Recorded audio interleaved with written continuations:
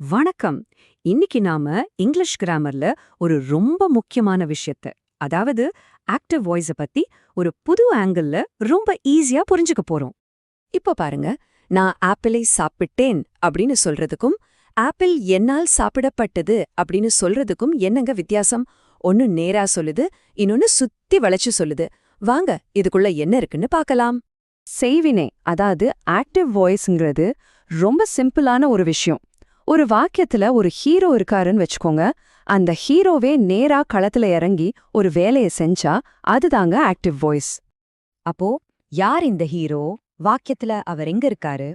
வாங்க இந்த சென்டென்ஸ் ஹீரோவை சந்திச்சு அவர் எப்படி வேலை செய்றாருன்னு கொஞ்சம் டீட்டெயிலா பார்க்கலாம்.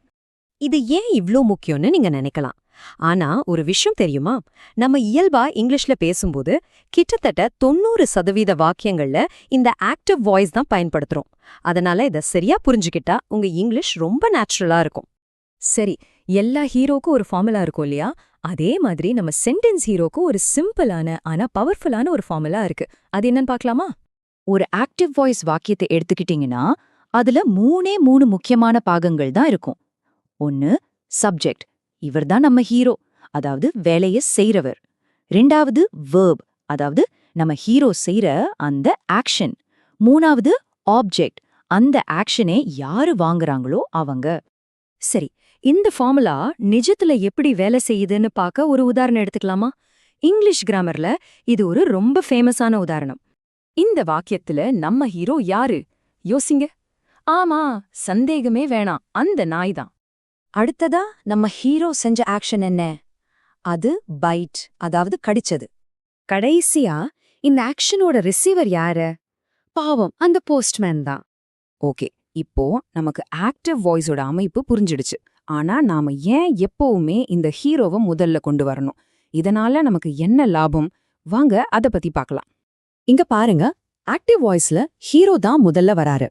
அதனால அது ரொம்ப டைரக்டா ஸ்ட்ராங்கா இருக்கு.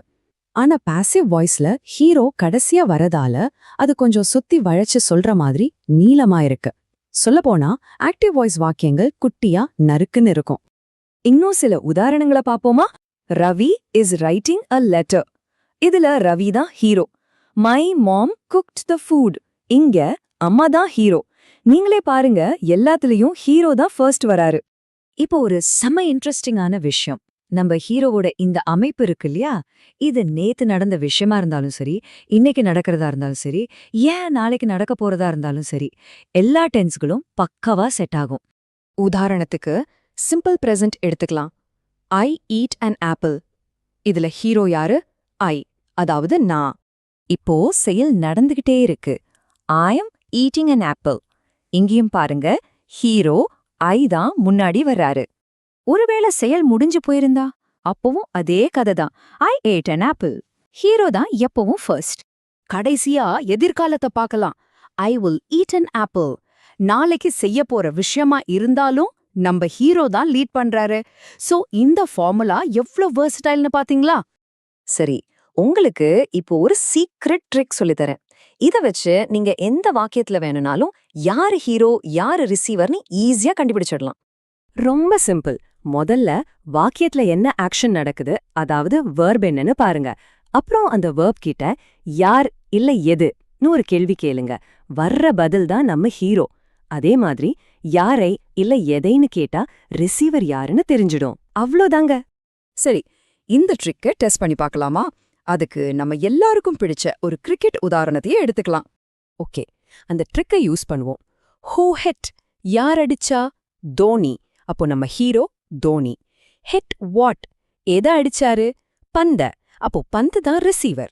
பாத்தீங்களா எவ்வளவு சிம்பிள்? ஆக இன்னைக்கு நாம பார்த்ததோட சுருக்கம் இதுதான். ஆக்டிவ் வாய்ஸோட ஃபார்முலா என்ன? Subject plus verb plus object, அதாவது ஹீரோ, அவரோட ஆக்ஷன், அப்புறம் ரிசீவர். இதோட ஃபோக்கஸ் எப்போவும் செயலை செய்யற நம்ம ஹீரோ மேல தான் இருக்கும். இந்த உதாரணங்களை பாருங்க, உங்களுக்கு நல்லா புரியும். சரி, இப்போ உங்களுக்கான ஒரு சின்ன டெஸ்ட். இந்த வாக்கியத்தை பாருங்க. The tiger killed the deer. அதாவது புலி மானை கொன்றுது. இதுல நம்ம ஹீரோ யாருன்னு சொல்லுங்க பாப்போம். உங்க பதில கீழே கமெண்ட்ஸ்ல சொல்லுங்க.